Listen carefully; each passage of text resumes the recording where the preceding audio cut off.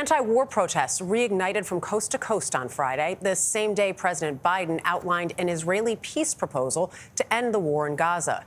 In New York City, police arrested protesters and the Brooklyn Museum was forced to close early as demonstrators packed the lobby, while at Columbia University, protesters set up a new encampment.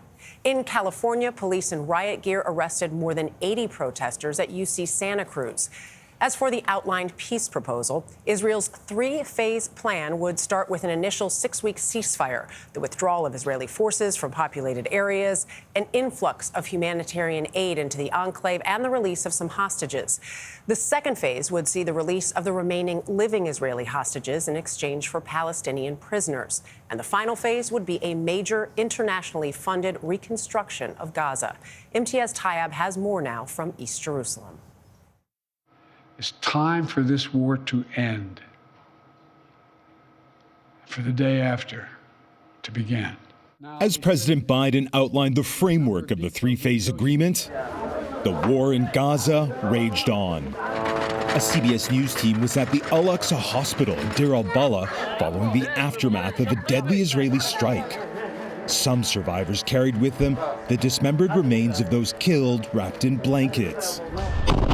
President Biden, signaling awareness of Israel's own front politics, called on Israeli leaders to resist pressure from far-right politicians who are part of the governing coalition. They want to keep fighting for years, and the hostages are not a priority to them. Well, I've urged the leadership in Israel to stand behind this deal, despite whatever pressure comes. At the Jabalia refugee camp, Palestinians returned to the bombed-out ruins of what was once Gaza's most densely populated neighborhoods. For the past 3 weeks, Israel has been battling what it called a resurgent Hamas there.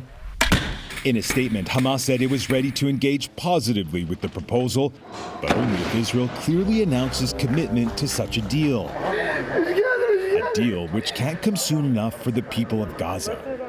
We can pretty much always hear sounds of war in the background.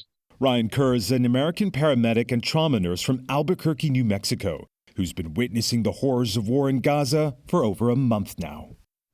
I guess I decided to take the video just to capture what it looked like. Just as the sun was setting, there were people there. All the buildings were still standing upright. And 2 weeks later, driving through at nighttime, it was just a completely different scene. If you could speak to President Biden, what would you say to him?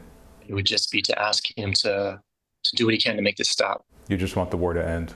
Yeah, I think deciding that killing people to solve a problem is probably the worst way to go about it.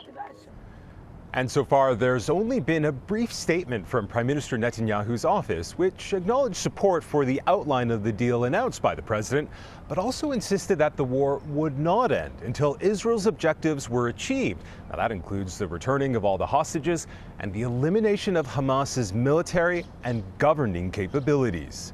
Michelle. MTS, thank you.